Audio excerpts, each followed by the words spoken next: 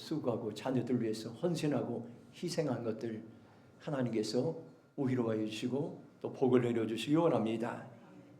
오늘 예배를 통해서 하나님께서는 우리의 가정들을 다시 한번 살펴보고 우리의 가정들을 세우기 원하십니다. 특별히 오늘 이 말씀을 통해서 순종하는 자들에게 가정들이 세워지는 은혜가 임하기를 축원합니다. 나라를 세우는 8가지 기둥들이 있습니다. 정치가 있습니다. 정치는 공의로 세워지고, 경제는 정직으로 반응할 때 세워지고, 교육은 하나님의 지혜로 세워지고, 매스컴은 진실로 세워지고, 예술은 거룩으로 세워지고, 교회는 긍휼로 세워지고, 과학기술은 창조로 세워지고, 가정은 하나님의 사랑으로 세워집니다. 8가지 기둥들이 든든히 세워져야 한 나라가 세워질 수 있습니다. 지금 우리나라는 나라 전체가 흔들리는 어려운 시대를 살아가고 있습니다. 나라가 회복되려면 다시 기초로 돌아가 점검해야 됩니다. 이 원인이 무엇인가? 원인은 여러분들 가정이 흔들리고 교회가 흔들려서 나라가 흔들리는 것입니다. 가정이 든든히 세워지고 교회가 든든히 세워지면 나라에 영향을 끼쳐서 이 땅에 의로운 지도자가 세워지는데, 다시 말해서 우리의 가정들이 붕괴되었고 교회가 사명을 감당하지 못하기 때문에 이 나라가 무너지는 안타까운 모습을 보게 되고 있습니다. 그러면 오늘 우리는 다시 한번 우리가 기초로 돌아가서 가정을 세울 때에, 교회를 세울 때 이 땅에 소망이 있다는 것을 오늘 우리에게 말씀해 주겠습니다. 지금 우리가 살아가는 세상은 어떻습니까요? 가정이 무너지는 시대를 살아가고 있습니다. 1인 가구가 점점 많아지고 이혼과 외도로 가정이 무너지고 있고, 아예 결혼을 하지 않는 그러한 젊은이들이 점점 많아지고 있고, 결혼을 해도 아들을 낳지 않은 그러한 이제 가정들이 많아서 가정들이 점점 쇠퇴해 가고 있습니다. 모든 것이 옳다는 그러한 잘못된 이념과 사상, 포스트 모더니즘으로 해서 건강한 가정의 기준들이 흔들리고 있습니다. 성경적으로 이러한 가정들을 세우게 하는데 그런 가정들의 기준들이 여러분들 무너지고 있습니다. 이때가 여러분들 무너진 가정을 세울 때인 것입니다. 이때가 무너진 가정이 다시 회복될 때임을 오늘 우리에게 말씀해 주겠습니다. 오늘은 어버이 주일입니다. 5월이 되면 가장 부러운 사람들이 있습니다. 부모님이 살아계셔서 어버이 주일을 전후해서 부모님을 찾아뵙는 그런 분들이 저에게는 가장 부러운 대상으로 되었습니다. 부모님이 살아계실 때는 전혀 느끼지 못했습니다. 2년 전만 해도 부모님이 살아계셔서 어버이 주일을 전후해서 어머니를 찾아뵈었습니다. 그런데 올해는 양가 부모님이 이미 다 돌아가셨기 때문에 카네이션을 갖다 드릴 그런 분들이 없습니다. 지금 생각해 보면 어머니가 부모님이 살아계실 때가, 그때가 진정으로 행복한 때였음을 기억합니다. 올해는 이제 우리 독일에 있는 딸과 또 이제 자녀들로부터 꽃바구니를 받아서 그나마 위로가 되었습니다. 오늘 우리는 가정을 세우기 위해서는 가정의 구성원들이 있습니다. 남편과 아내가 있습니다. 바로 부부간의 관계입니다. 부모와 자식에 있습니다. 부모와 자식 간의 관계입니다. 성경은 오늘 말씀은 부모와 자식 간의 관계를 세우는 3가지 기둥들이 있습니다. 이 3가지 기둥들을 통해서 가정이 세워지는데 순종의 기둥, 공경의 기둥, 양육의 기둥입니다. 이 3가지 기둥들이 든든히 세워질 때 가정들이 세워지고 회복될 수 있습니다. 오늘 에베소서 6장 1절 말씀 한번 같이 읽도록 하겠습니다. 선포하겠습니다. 시작. 자녀들아 주 안에서 너희 부모에게 순종하라. 이것이 옳으니라. 아멘. 첫 번째, 가정을 세우기 위해서 순종의 기능이 있다는 것을 여러분들 기억하시기 바랍니다. 우리가 어떻게 하면 가정을 세울 수 있습니까요? 모든 사람이 가정을 세우고 행복한 삶을 살기 원합니다. 가정을 세우는 지름길이 무엇입니까요? 가정을 세우는 기본은 자녀들이 부모에게 순종하는 것입니다. 한번 따라서 하겠습니다. 자녀들이 부모에게 순종하는 것입니다. 부모에게 순종으로 반응할 때 순종의 기둥들이 가정에서 든든히 세워집니다. 에베소 6장 1절을 세번역 성경을 보면 자녀되니 여러분 주 안에서 여러분의 부모에게 순종하십시오. 이것이 옳은 일입니다. 이렇게 말씀하고 있습니다. 순종한다는 이 말은 부모의 아래에서 듣는다는 말입니다. 부모님의 권위 아래에서 말씀을 듣는 것을 순종이라고 말합니다. 부모님의 권위를 인정하고 부모님의 아래에서 말에 귀를 기울이는 것을 말합니다. 순종은 듣고자 하는 마음에서 출발합니다. 자녀들이 부모보다 더 많이 배우고 더 많은 재물이 있고 더 많은 능력을 가지고 있다 할지라도 겸손히 부모의 아래에서 듣고자 하는 순종의 마음가짐이 참으로 중요합니다. 순종을 국어사전에서는 이렇게 말합니다. 다른 사람, 특히 윗사람의 말이나 의견 따위에 순순히 따르는 것이라고 말씀하고 있습니다. 순종을 지도력 훈련에서는 이렇게 말씀합니다. 순종이란 세상을 변화시키는 강력한 행동으로 하나님의 말씀을 듣고 말씀하신 그대로 행하는 것이다. 순종은 보통 여러분들 그 힘이 있는 것이 아닙니다. 저와 여러분들이 하나님의 말씀에 순종하고 부모님의 말씀에 순종할 때 세상을 변화시키는 강력한 힘과 에너지와 능력이 있다는 것을 여러분들 기억하시기 바랍니다. 히브리서 5장 8절 보면 그가 아들이시면서도 받으신 고난으로 순종함을 배워서 이렇게 말씀합니다. 예수님은 하나님의 아들이시면서도 십자가의 고난을 통해 순종을 배우셨는데 순종의 삶을 살아내셨습니다. 예수님은 고난의 목적이 아니라 고난을 통하여 순종을 배우시는 것이 목적이었습니다. 히브리서 5장 9절 말씀 보면 온전하게 되셨은즉 자기에게 순종하는 모든 자에게 영원한 구원의 근원이 되시고 이렇게 말씀합니다. 저와 여러분들 순종의 삶을 살아갈 수 있습니다. 순종의 삶을 살아낼 수 있습니다. 어려운 환경에 순종의 삶을 살 수 있습니다. 왜 그렇습니까요? 예수님께서 이미 순종의 삶의 본보기가 되시고 롤 모델이 되시고 근원이 되셨기 때문에 우리가 예수님을 따라가면 우리도 온전히 순종의 삶을 살아갈 수가 있습니다. 우리가 고집이 세고 자기 마음대로 제멋대로 행동하는 사람은 아무리 탁월해도 하나님은 그런 사람들을 사용하지 않으신다는 것을 여러분들 젊은이들 분명하게 기억하시 바랍니다. 우리는 끊임없이 순종 훈련을 해야 됩니다. 가정에서 부모에게 순종 훈련을 받아야 됩니다. 순종은 자동적인 것이 아닙니다. 저절로 되는 것이 아닙니다. 순종은 훈련을 통해서 가능한 것입니다. 훈련은 시간과 연습을 필요로 합니다. 실수하고 때론 실패도 이제 필요합니다. 연습하고 시도하고 또 시도하면서 계속해서 순종의 삶을 살아내는 것입니다. 우리가 가정에서 순종할 때에 우리는 성숙한 사람으로 변화될 수가 있습니다. 그리고 완전한 사람으로 변화될 수 있습니다. 가정은 순종하는 자녀로 인해 든든히 세워지고 하나님은 순종하는 사람들을 통해 지금도 마음껏 사용하기를 원하십니다. 재물이 필요하면 재물을 부어주시고 지도력이 필요하면 지도력을 부어주시고 건강이 필요하면 순종하는 자녀들에게 건강을 주신다는 것을 여러분들 기억하시기 바랍니다. 순종 중에 가장 기본적인 것이 여러분들 무엇이 있습니까?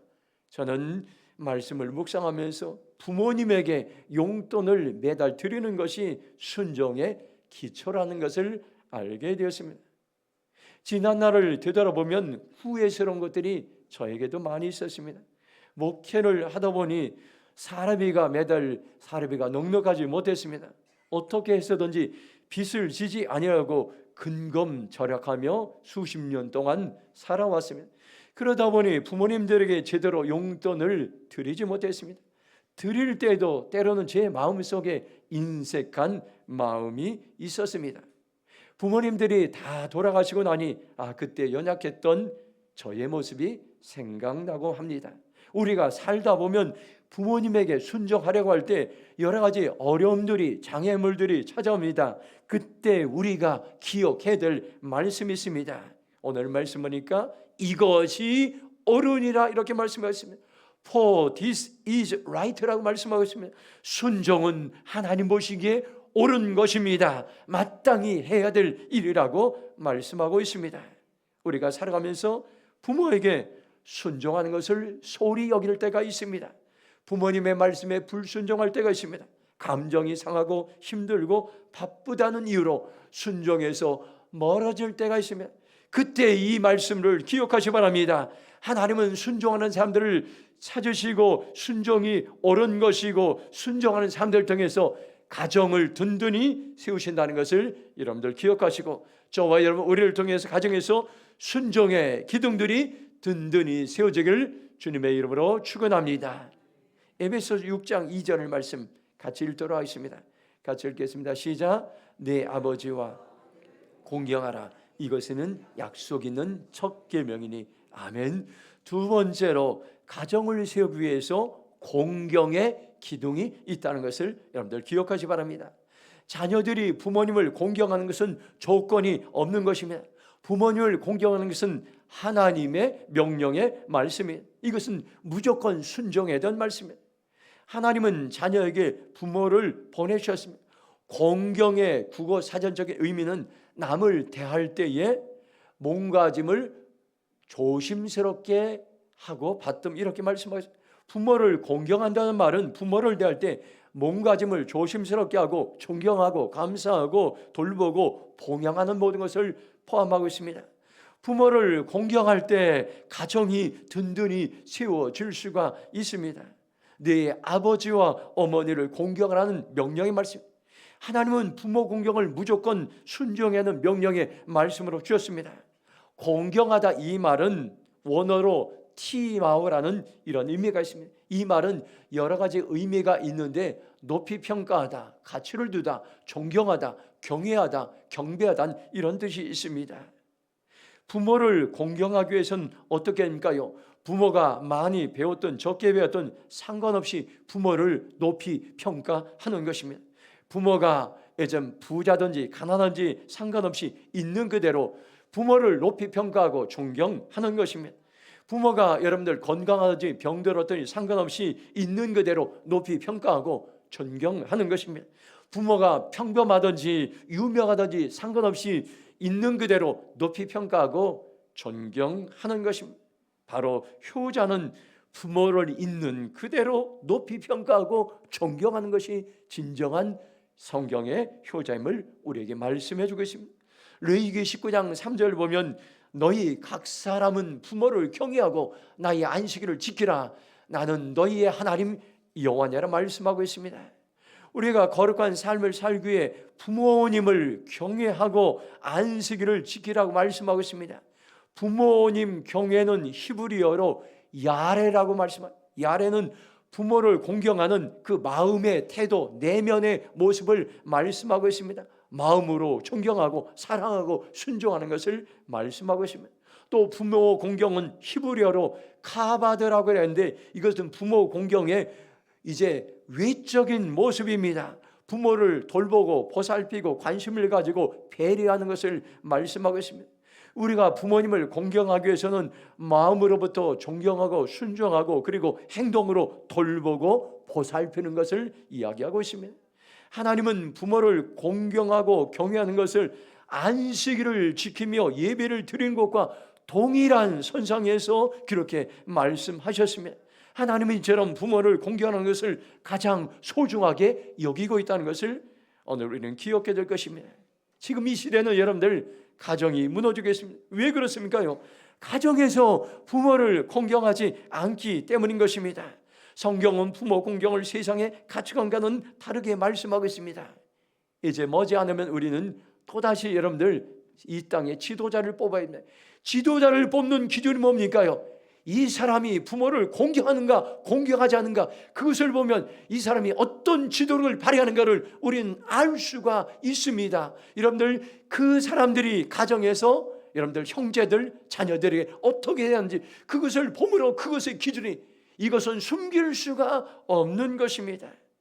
부모를 공경하는 것은 약속이 있는 첫 계명입니다. 하나님 이스라엘 백성들에게 10계명을 주셨는데 1계명과 4계명은 하나님과의 관계, 하나님을 사랑하는 말씀이에요. 그리고 5계명부터 10계명은 사람들과의 관계, 이웃을 사랑하는 말씀이에요. 그런데 5계명은 사람들과의 관계에서 첫 번째 계명인데 이렇게 말씀합니다. 네 부모를 공경하라. 그리하면 네 하나님 여호와가 내게 준 땅에서 네 생명이 길리라 말씀하고 있습니다. 5계명을 자세히 살펴보면 하나님의 명령의 말씀과 약속의 말씀이 나옵니다. 명령의 말씀은 무엇입니까요? 네 부모를 공경하라는 말씀입니다. 약속의 말씀은 무엇입니까요? 네 하나님 여호와가 내게 준 땅에서 네 생명이 길리라 말씀해 주고 있습니다. 부모를 공경하는 사람에게 주는 약속의 말씀이 있는데 땅에서 내 생명이 길리라, 땅에서 장수한다는 이런 말씀입니다. 이것은 하나님의 약속으로 보장된 말씀입니다. 약속의 말씀은 사람의 힘으로 이루어지는 것이 아니라 하나님이 은혜로 이루어 주시는 것인데, 하나님의 약속의 말씀을 신뢰하는 자에게, 여러분 부모 공경하는 자에게 장수하고 여러분들 형통된 삶으로 인도하신다고 분명하게 하나님은 우리에게 약속해 주셨습니다. 이 말씀들을 여러분들 기억하시 바랍니다. 출애굽기 20장 12절 말씀 한번 같이 읽도록 하겠습니다. 함께 읽겠습니다. 시작. 네 부모를 공경하라. 그리하면 네 하나님 여호와가 내게 준 땅에서 네 생명이 길리라. 아멘. 이 말씀을 여러분들 암송하시고, 이 말씀은 정말로 살아있는 하나님이 주신 말씀인 것입니다. 여러분들 부모를 공경하는 자에게 땅에서 여러분들 장수하고 생명이 길어지리라 이렇게 말씀하고 있습니다. 우리는 장수하기 위해서 많은 것을 투자하며 살아가고 있습니다. 지속적으로 운동하고 좋은 음식을 먹고 또 스트레스를 해소하기 위해서, 그리고 여러분들 병원에 가서 건강 진단을 할 때가 많이 있습니다. 그러나 노력한 만큼 건강을 유지하지 못하고 질병에 걸려서 고통당할 때가 참으로 많이 있습니다. 지난 3월 저희 부부가 생애 처음으로 대장 내시경을 받았습니다. 둘 다 대장 내시경을 받았을 때 암 전 단계인 선종이 있어서 혹을 간단하게 제거했습니다. 만일 방치했다면 시간이 지나면 대장암에 걸릴 수도 있었을 것입니다. 건강한 모습으로 목회할 수 있도록 하나님의 은혜가 있었음을 깨닫게 되었습니다. 이처럼 저와 여러분들 많은 사람들은 건강과 장수를 위해서 많은 것을 투자합니다. 그런데 최고의 투자는 여러분들 부모 공경이라는 것을 여러분들 기억하시 바랍니다. 부모 공경은 보장받는 보험이라는 것을 오늘 우리에게 말씀해 주겠습니다. 하나님은 우리의 건강을 책임지실 뿐만 아니라 장수의 은혜를 주신다고 우리에게 약속하셨습니다. 에베소 6장 3절 보면 이로써 내가 잘되고 땅에서 장수하리라 말씀해 주고 있습니다. 에베소 6장 3절 메시지 성경으로 보면 그 약속은 그러면 내가 잘 살고 장수할 것입니다. 현대인의 성경으로 보면 그 약속은 계명대로 사는 사람이 복을 받고 오래 살게 된다는 것입니다. 이렇게 말씀하고 있습니다. 부모를 공경하면 정리하면 하는 일이 잘 되고, 부모를 공경하면 잘 살게 되고, 부모를 공경하면 하나님이 복을 주신다고 말씀하고 있습니다. 부모 공경은 복의 통로입니다. 하나님은 오늘날도 부모를 공경하는 사람들에게 복을 주신다는 것을 여러분들 기억하시 바랍니다. 지금 우리가 살아가는 세상은 얼마나 어렵습니까? 경제가 어렵고 기후 재앙으로 재앙이 찾아오고 전쟁으로 물가가 오르고 힘든 시대를 살아가고 있습니다. 이런 어려운 시대에도 하나님은 여전히 부모를 공경하는 사람들에게 복을 준비하고 있다는 것을 여러분들 기억하시기 바랍니다. 여러분들 이때가 어느 때입니까요? 이때가 무너진 가정을 세우기 위해 부모를 공경할 때인 것입니다. 이때가 무너진 가정을 세우기 위해서 부모를 공경하는 자리로 되돌아갈 때라는 것을 여러분들 기억하시기 바랍니다. 그러면 하나님 우리의 가정을 든든히 세우실 것입니다. 기쁨과 행복이 넘치는 가정으로 세우실 것입니다. 하는 일이 잘 되고 장수의 복을 주시는 가정으로 세워주실 줄로 믿습니다. 마지막으로 에베소서 6장 4절 말씀 우리 함께 읽도록 하겠습니다. 같이 읽겠습니다. 또 아비들아 너희 자녀를 노엽게 하지 말고 오직 주의 교훈과 훈계로 양육하라. 아멘. 세 번째 가정을 세우기 위한 기둥은 양육의 기둥입니다. 한번 따라, 양육의 기둥이 있습니다.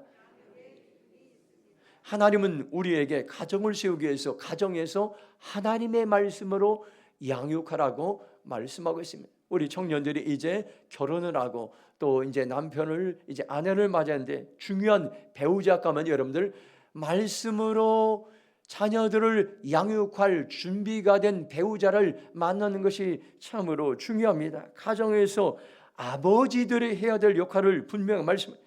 자녀 양육의 첫 번째 책임은 아버지에게 있다고 성경은 말씀합니다. 두 번째 책임이 어머니에게 있습니다. 세번역 성경으로 에베소 6장 4절 보면 또 아버지 되니 여러분 자녀를 노엽게 하지 말고 주님의 훈련과 훈계로 가르치십시오, 이렇게 말씀하고 있습니다. 가정을 세우기 위해서 하나님이 놀라운 계획이 있는데 이 땅에 아버지들에게 말씀을 가르칠 수 있는 이제 권세와 능력을 주시고 그 말씀으로 훈련과 교훈으로 자녀들을 양육하라고 말씀해 주고 있습니다. 사단은 가정을 무너뜨리기 위해서 오래전부터 이 땅에 아버지들을 바쁘게 만들어 분주하게 만들었습니다. 아침부터 저녁까지 열심히 일하며 이것으로 아버지의 역할을 다했다고 그렇게 사단은 착각하게 만들었습니다. 그리고 자녀 교육을 아내에게 맡기고 학교 교육에 맡깁니다. 저도 목회를 한다는 핑계로 아버지 역할을 제대로 해오지 못했음을 이제 보게 됩니다. 아이들과 함께 놀아주지 못했고 함께 여행하고 같이 있는 시간들이 많지 않았습니다. 자녀들 볼 때마다 미안한 생각이 듭니다. 그러나 하나님의 은혜로 자녀들이 잘 성장했음을 감사드립니다. 저도 이렇게 되돌아보면 부모님에게 아버지 역할을 어떻게 하는지 배우지 못했던 과거가 있었음을 보게 됩니다. 저희 아버지는 이른 아침부터 저녁 늦게까지 농사 짓는 일에 분주했습니다. 그리고 교회 봉사하는 일에 많은 시간을 보냈습니다. 아버지와 함께했던 기억들이 이제 좀처럼 기억나지 않은 저의 이제 과거의 시절을 보게 됩니다. 저도 지금 결혼한 지 34년째 가정 이제 세워 살았지만 자녀들과 함께하지 못했던 아내에게 맡겼던 연약한 모습을 보게 됩니다. 6월에 이제 감리사 연수가 동유럽으로 있습니다. 마지막 일정이 체코인데 그곳에 큰딸이 이제 베를린에 살고 있는데 체코에서 베를린까지 기차를 타고 가면 4시간 정도 걸리게 됩니다. 딸이 살고 있는 독일에 가본다고 하면서도 아직 한 번도 가보지 못했습니다. 그런데 이번 연수를 마치고 4일 정도 베를린을 방문하고 돌아오려고 합니다. 그 소식을 듣고 딸이 너무 좋아하고 기대한다는 소식을 들었습니다. 가정에서 자녀들과 부모님과 식구들 함께하는 것은 참으로 소중합니다. 함께 하면서 그 중심에 말씀의 기둥이 있다는 것을 여러분들 기억하시기 바랍니다. 신명기 6장 7절에 네 자녀에게 부지런히 가르치며 집에 앉았을 때든지 길을 갈 때든지 누워 있을 때든지 일어날 때든지 이 말씀을 강론할 것이며 말씀해 주겠습니다. 어떻게 자녀들을 양육할 수 있습니까요? 자녀에게 하나님의 말씀을 부지런히 가르치고 집에 앉았을 때에도 여러분들 길을 갈 때에도 누워 있을 때에도 일어날 때에도 언제든지 말씀으로 가르치라고 우리에게 말씀해 주고 있습니다. 가정에서 하나님의 말씀을 가르치지 않고 말씀을 소홀히 할 때 가정은 무너지고 사회도 무너지고 국가도 무너지는 엄청난 부도적인 사건들이 이 땅에서 우리는 일어나고 있습니다. 우리는 포스트 모더니즘의 시대를 살아가고 있습니다. 자기가 생각하는 모든 것이 진리라고 그렇게 생각하는 그런 안타까운 시대에 살아가고 있습니다. 하나님이 악하다고 말하는 그런 세상의 가정을 무너뜨리는 풍속들이 문화로 진리로 여러분들 옳은 것이라고 받아들이는 그러한 이제 안타까운 세상 속에서 살아가고 있습니다. 잠언 22장 6절 보면 마땅히 행할 길을 아이에게 가르치라 그리하면 늙어도 그것을 떠나지 아니하리라 말씀해 주겠습니다. 세번역 성경으로 잠언 22장 6절 보면 마땅히 걸어가야 그 길을 아이에게 가르치라 그러면 늙어서도 그 길을 떠나지 않는다고 말씀해 주겠습니다. 자녀들에게는 마땅히 걸어가야 될 진리의 길이 있으면 그 길을 어린 시절부터 자녀들에게 가르칠 때 늙어서도 그 길을 떠나지 않는다는 사실을 여러분들 기억하시기 바랍니다. 지금이 가정을 세우기 위해서 말씀으로 자녀를 양육할 때인 것입니다. 지금이 이제 가정을 세우기 위해서 양육의 기둥을 든든히 세울 때인 것입니다. 지금이 가정을 세울 때인 것입니다. 무너지는 가정을 더 이상 방치할 수는 없습니다. 가정이 살아나야 교회가 살아나고, 교회가 살아나야 사회가 살아나고, 사회가 살아나야 이 나라 민족이 다시 살아나고 회복될 수 있다는 이 가장 기초적인 진리를 여러분들 기억하시기 바랍니다. 저와 여러분들 가정을 세우기 위해서 어떻게 행동해야 됩니까요? 가정을 세우기 위해서 부모에게 순종해야 됩니다. 가정을 세우기 위해서 부모님을 공경해야 합니다. 가정을 세우기 위해서 자녀를 말씀으로 양육해야 하는 것입니다. 가정을 세우는 세 가지 기둥들을 꼭 여러분들 기억하시기 바랍니다. 순종의 기둥, 공경의 기둥, 양육의 기둥이 있음을 여러분들 기억하시기 바랍니다. 이 시간 저 여러분들 결단하시기 바랍니다. 하나님, 나는 가정을 세우기 위해서 부모에게 순종의 삶을 살겠습니다. 하나님, 나는 가정을 세우기 위해서 부모님을 공경하겠습니다. 하나님, 나는 가정을 세우기 위해서 하나님의 말씀으로 자녀를 양육하는 삶을 살겠습니다. 성령님 도와주시옵소서. 고백하며 나가는 저와 여러분의 삶이 되길 주님의 이름으로 축원합니다. 이 시간 동성을 한번 기도하겠습니다. 하나님은 지금 이때가 가정을 세울 때라고 말씀해 주고 있습니다. 순종의 기둥, 공경의 기둥, 여러분들 말씀으로 자녀를 양육하는 양육의 기둥이 다시 한번 우리의 가정에 든든히 세워질 때인 것입니다. 나라가 살아나기 위해서는, 나라가 회복되기 위해서는 가정이 살아나고 가정이 회복되어야 하나님, 우리의 가정들을 다시 한번 살려주시옵소서. 우리의 가정들 다시 한번 회복시켜 주시옵소서. 주의 손으로 통성으로 두 손 들고 진행해 나가겠습니다. 주여,